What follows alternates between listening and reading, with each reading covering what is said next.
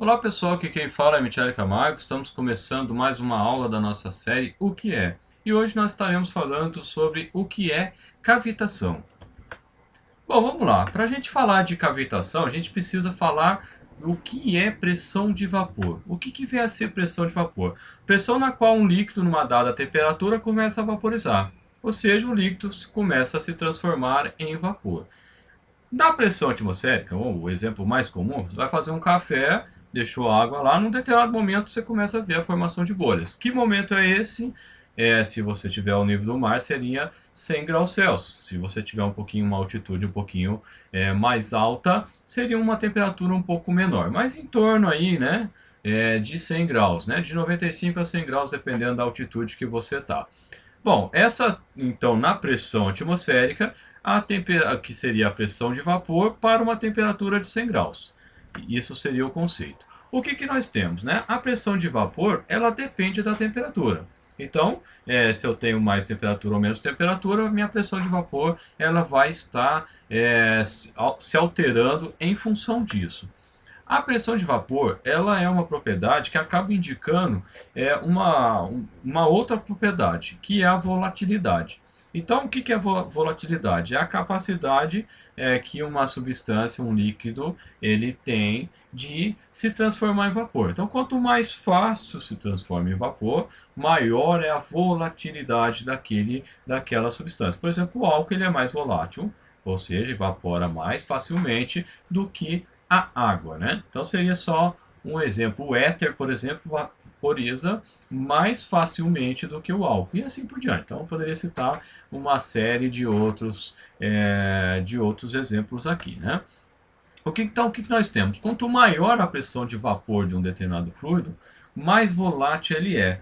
Quanto menor a pressão de vapor, menos volátil. Aí vem a pergunta, e daí? Né?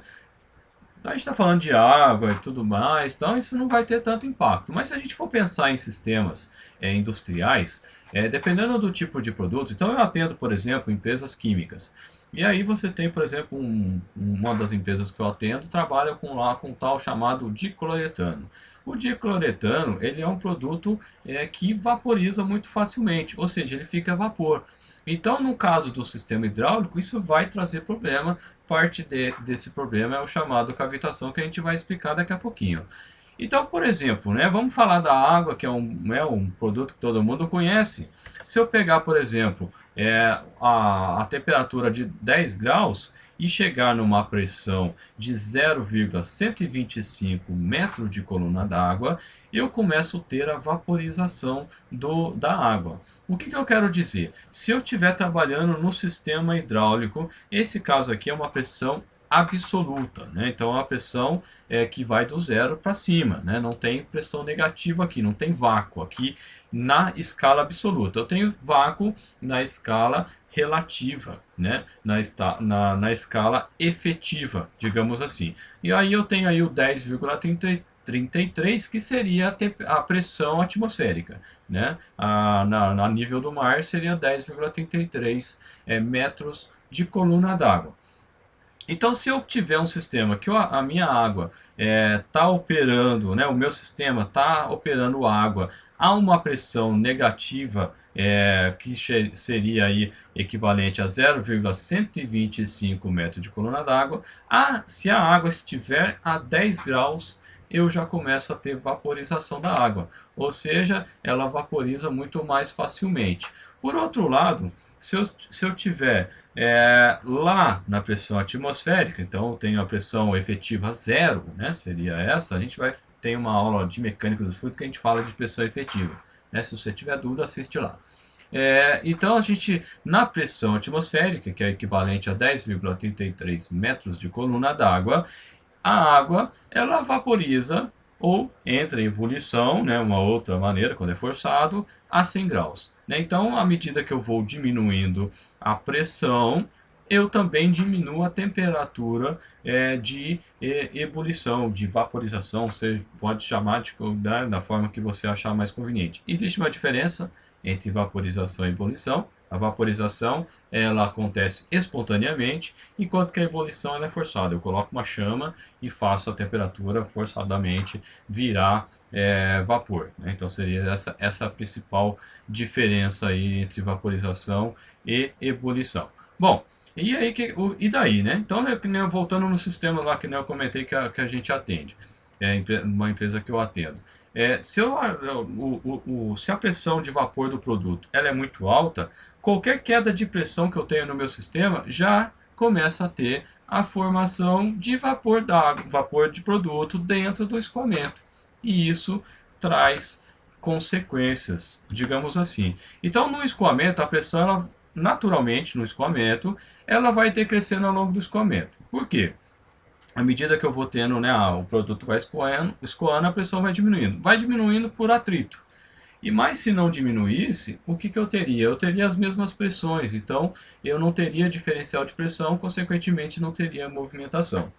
Bom, o que vem a ser a cavitação? Né? Quando a pressão do escoamento ou da onde o produto está passando, por algum motivo, atinge a pressão de vapor, então a gente tem a formação de bolhas de vapor dentro do escoamento. Essas bolhas, ao entrar na zona de maior pressão, elas implodem, causando vibração e a erosão dos componentes metálicos, principalmente, mas dos componentes mecânicos do equipamento. Isso acontece, eu coloquei dois exemplos, em bombas, em válvulas e etc. Pode ser qualquer parte do equipamento. Se eu tenho uma tubulação, uma condição tal que a pressão num determinado ponto cai a ponto de atingir ou ser menor do que a pressão de vapor, eu vou ter ali a vaporização. E aí que vem a ser cavitação, né? A cavitação, ela nada mais é do que a formação dessas bolhas. Só que vamos imaginar aqui um rotor de uma bomba centrífuga, aonde na entrada da bomba, um pouquinho antes do que está em amarelo aí, que seria as pás do rotor, que está simbolizado em amarelo, eu tenho a região de menor pressão do meu sistema. Então o que acontece nesse caso? Eu venho com uma pressão tal, lá da captação, né, seja lá o que for, essa pressão ela vem caindo, né, ao longo do escoamento, e aí eu chego nessa região aí que eu tenho, né, da entrada do equipamento. Só que quando o produto ele entra na pá, é o ponto de maior pressão do meu sistema. Então eu saio de uma pressão muito baixa para uma pressão muito alta. Então eu saio da pressão de vapor e entro numa pressão mais alta. Aí o que acontece? Eu tenho a implosão dessas bolhas, porque elas se tornam líquidos. Mas essa implosão ela acontece com uma violência tal que ela consegue causar choques na parede do equipamento e consegue literalmente cavucar esse material, que seria essa região aqui que a gente demarcou em azul, né, que são as pás em amarelo. Então eu começo literalmente a ter um esburacamento, se a gente pode dizer assim, uma remoção realmente de material. Então a gente colocou aqui um exemplo de um rotor axial, onde eu tenho aí a remoção, né? Se você olhar nessa região mais baixa aí do rotor, você vai ver aí parecendo um queijinho suíço aí cheio de furinhos, né? E é justamente por efeito da cavitação. E a erosão por cavitação, ela é diferente da erosão por corrosão, né? Então, quando eu tenho a oxidação do material, a forma como acontece essa erosão acontece de uma maneira diferente. Nesse outro exemplo, nesse rotor aí, é um rotor de turbina Kaplan, eu teria então, você vê que tem uma pá aí bem no centro, que praticamente eu não tenho uma boa parte dela aí, né? Então você vê que realmente removeu bastante o material. No caso aí de sistemas com turbinas, né, as turbinas de modo geral aí nas usinas lá de Itaipu, Tucuruí, por aí vai, que de tempos em tempos, que são rotores gigantescos, né? Eles têm que parar a turbina, aí vai lá um soldador com o processo de solda e preenche o rotor no local, porque você não dá para ficar removendo, são rotores de 5 metros de diâmetro, 8 metros de diâmetro, são imensos, né, os rotores, então não dá para você ficar removendo a todo momento. Ele entra dentro da turbina literalmente e começa a soldar, né, colocar a deposição de material e depois aí tem um tratamento, óbvio, né, disso aí para poder fazer a reposição do rotor e o equipamento voltar a ter a mesma eficiência que ele tinha quando novo. E é o que acontece de fato, né? Existe casos que o rotor ele começa a ficar tão danificado que ele não começa mais, no caso da turbina, gerar energia suficiente para tocar o gerador, ou seja, não roda, né, e não vai tocar o gerador elétrico, ou no caso de bomba, não bombeia, ou seja, a bomba vai perdendo eficiência com o tempo. Aqui eu coloco uma simulação. Se você estiver ouvindo de repente com fone de ouvido, abaixa um pouquinho o volume, porque o som aqui é meio chatinho. Mas eu fiz questão de colocar esse som para você identificar, para você ouvir. Se de repente você está trabalhando numa empresa e você está ouvindo equipamento com som parecido com esse, pode afirmar que é cavitação e vai dar pau no equipamento e o equipamento vai estragar com o tempo, né? Então tem que tomar alguma ação para que você reduza então a cavitação do equipamento. Vou então aplicar, baixa um pouquinho o volume, né, para não machucar o seu ouvido. Note agora, ó, o barulho de quebrar.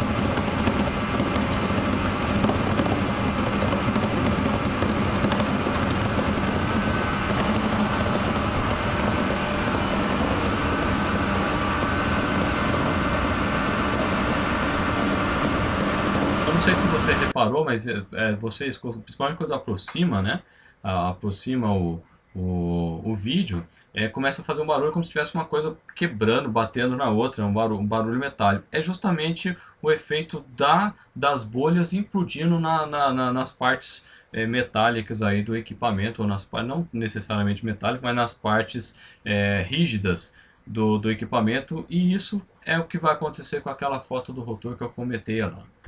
Bom, pessoal, chegamos ao final desse vídeo. Espero que vocês tenham gostado. Se gostou, compartilha, dê um joinha. Se quiser receber mais informações sobre o nosso canal, se inscreva no canal. Se quiser receber via WhatsApp, manda aí, eu quero, para o número que está na tela.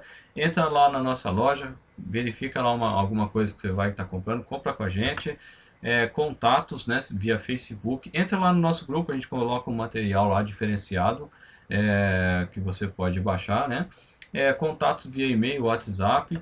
É isso aí, pessoal. Espero que vocês tenham gostado. Um abraço e até a próxima.